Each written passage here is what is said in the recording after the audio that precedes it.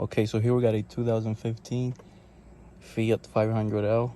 It's automatic. The key stuck in the ignition.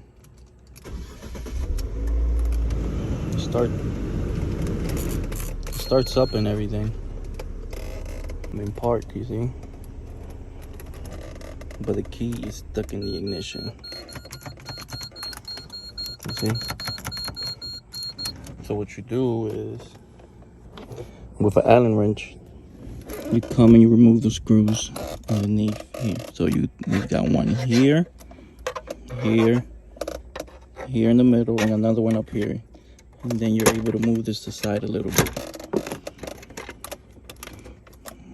So right here you have this little tab.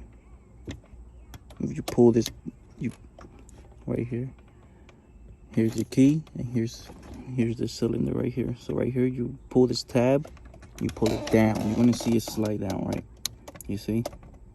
You pull that down, then you turn the key and you let it out.